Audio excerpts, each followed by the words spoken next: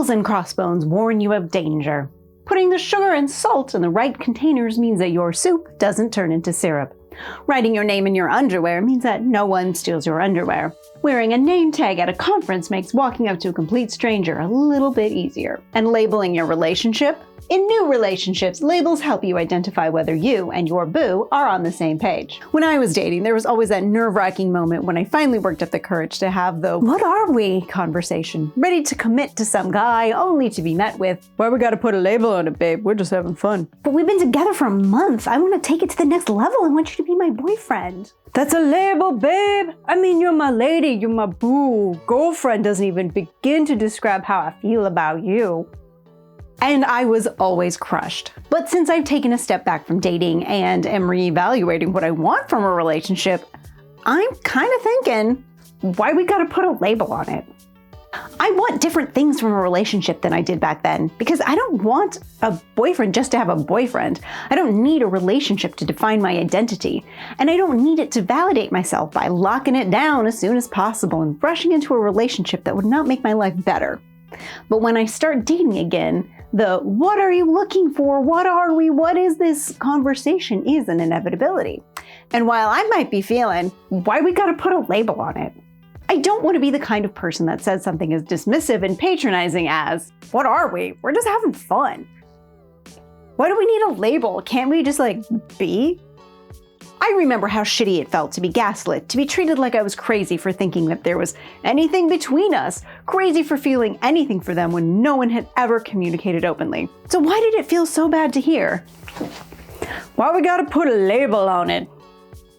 What did they really mean when they said it? And what can I say to future paramours about the state of our relationship and not sound like a huge prick or traumatize anyone? So I asked an expert on dating etiquette to help me answer these questions. Chantelle Dyson, a love and life coach based in the UK.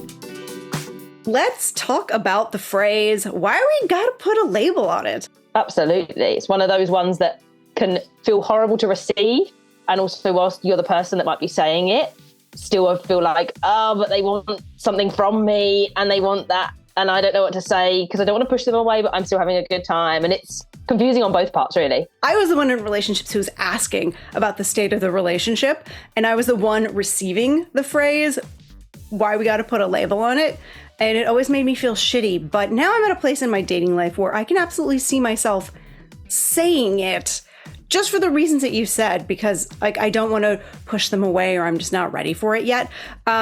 So let's talk about what's really behind the phrase, why we got to put a label on it. Why do people actually say it? What can I say to any future relationship partners about the state of our relationship if I'm not quite at the same stage they are? And how do we not traumatize each other with this question? As with all things that are dealing with interpersonal relationships, you have to realize this is a point at which you can start to be vulnerable. The reason that you feel uncomfortable with the prospect of someone asking that is because for whatever reason, you're not yet ready to label it up in some way. And to you, that might mean something and it might be some element. It's because in some way it threatens your identity probably as an individual, and knowing what you do and what your podcast is about and all of that independence, the idea of a relationship and then putting a label on it is almost a certification that this is now what we are, and I'm no longer that single person that I was before. It's just me. It's agreeing to the fact that you're now more than just the individual with free choice. But generally, when people say, "Oh, let's label it as girlfriend, boyfriend, girlfriend, etc.," then it's going to mean that you now will check in with that person before you make decisions, and that they're going to take a little bit more of a, not a priority, but they're going to have an opportunity to have their needs considered whilst you're still managing your own. And it can instill fear. So you're like, I don't think we should label it. I'm just having a good time. That's one of the potential reasons that it comes up.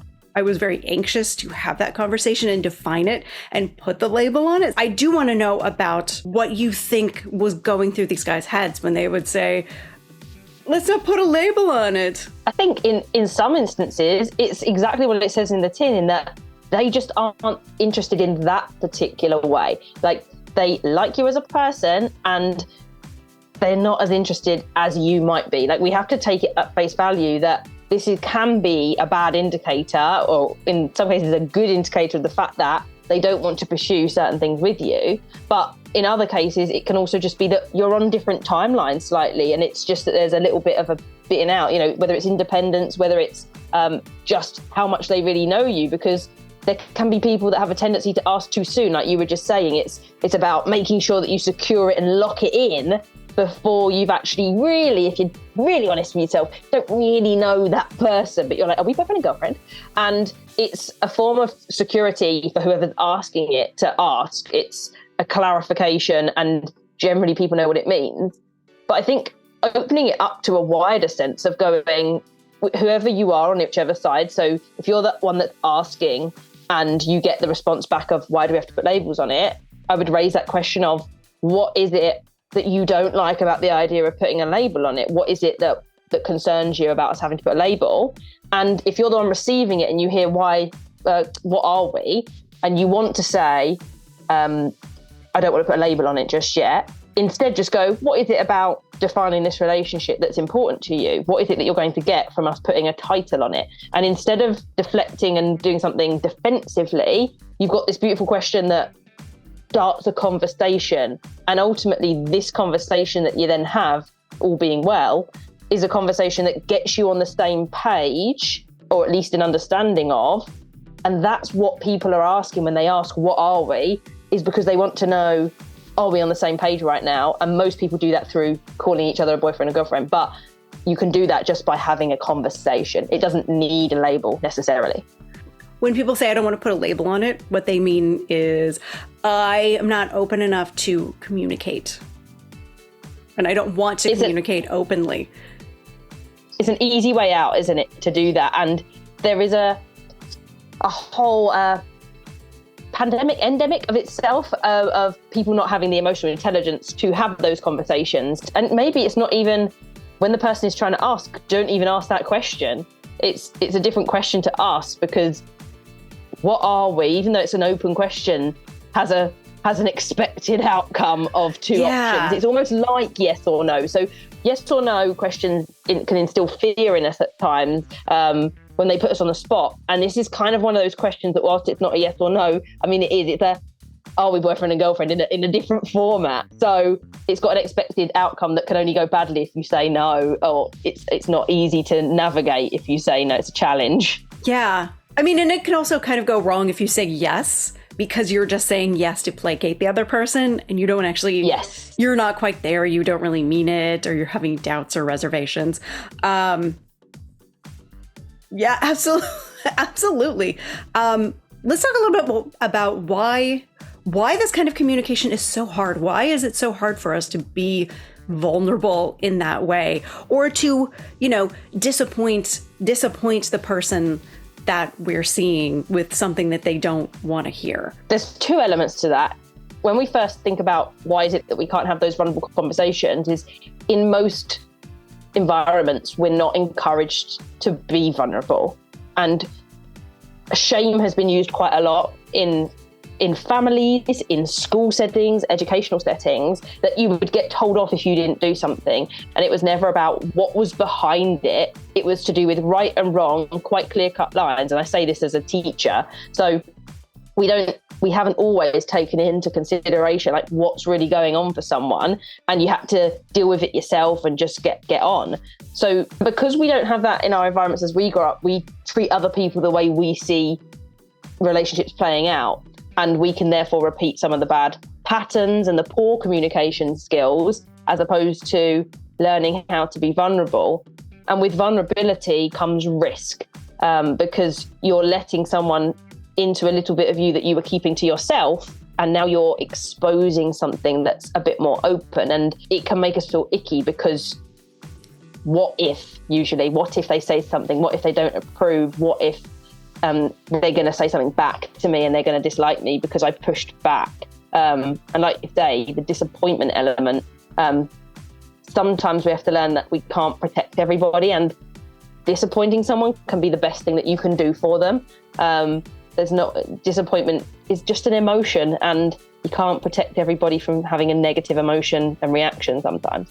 I feel like when that phrase was said to me, it was a way of placating me so that they could continue to get what they needed out of the relationship without ceding any ground on their end, without stepping out of their comfort zone. That's where it comes back to the element of this can be a bad sign, in that, yes, they want to be able to get all of the benefits, but not have to commit any further. And that's why this conversation point is so useful, even whether you do it directly, as we've been discussing, or doing it in a more open way.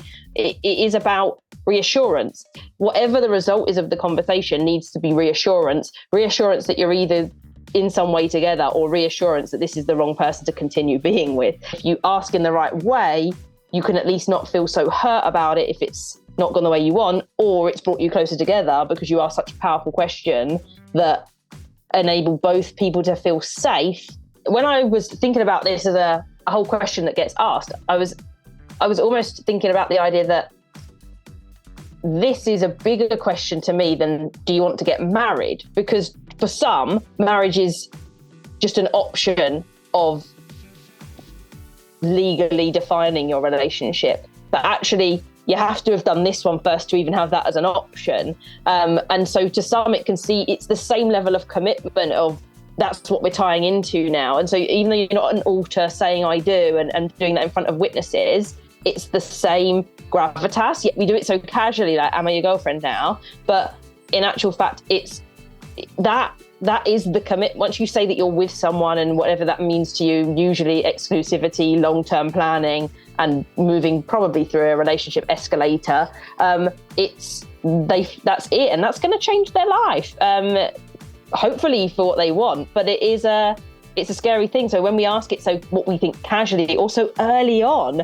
like 3 weeks in is not okay, guys. 3 weeks in is too early. And you don't know that person. I'm probably towards the earlier side of things, even so, but you still got to give it some time. The same way you shouldn't leave it too long, though, either. I think making sure you do know what's going on, especially by the 6 month mark, but there's absolutely no way I'd leave it that long. But if you're in and you don't know what's going, you don't have to have a label. You just need to know what's going on. It will probably inevitably have a label that someone else could define based on what you tell them. So, you go, we see other people, or we are exclusive, and someone else is going to go to you, so your boyfriend and girlfriend, and you would go, oh no, we haven't put that label on it yet, but other people would define it for you. Yeah. Girlfriend, boyfriend, and those terms are used for people to understand what stage you're at, and therefore you're going to get labeled, even if you're like anti-label for some reason, and you don't use those, you use partner instead of girlfriend, boyfriend, whatever it is. Like the language is designed to help people understand what commitment level you're at to one another. So sometimes for other people you might get called that even though you aren't defining it as that. But as long as you both know and agree what's happening, it doesn't matter what other people sort of call it or term it. It's both of you having clarity, and the same clarity on what's going on between each of you. That is also such a good point. When I'm looking back at like my past dating behavior and my past, dating life, I think it was exactly that. It was a way to explain it to other people and just sort of like justify myself in the eyes of other people. Yes, it was about me, but it was also about like being able to show other people, like, yes, I'm in a relationship.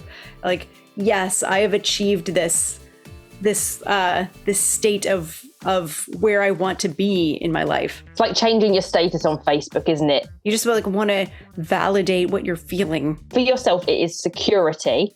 And for other people, it's the validity of your relationship. It's saying, oh, yes. Oh, so you are just seeing one another. But and if you said to people, yeah, we're exclusive, we're only seeing one another, we've been together for 3 months, people would go, oh, you're boyfriend and girlfriend. So, whatever label you're not putting on it or agreeing to, that is how people are going to interpret that, and whatever Facebook relationship status you have on or off isn't going to matter to people. That's perception. But in the relationship, what the beauty of that is the same as, at what point does marriage really matter? Because if you have kids together, married, if you're not married, then you're as married as you're going to be. because you really you've got a long-term commitment. Yeah. So it's the same thing then. Like, even if you're not labeling it or someone's not agreeing to label it officially, depending on the behaviors that are going on, you kind of are there anyway. And that's the whole thing of, someone could say to you in the first week, yes, you're my girlfriend, but then they don't stick with what being a girlfriend probably means to many people, which is an exclusive committed relationship, and they are still talking to other people. You know, just because you get the words out of their mouth doesn't mean the actions are matching. You literally don't need a label, you don't need a wedding ring, you don't need anything, because all of the daily actions show that. At the same time, the people that know they want to make someone their girlfriend or boyfriend will also make that very obvious. So the next time someone asks you, what are we? And you don't know, here's what you're gonna do.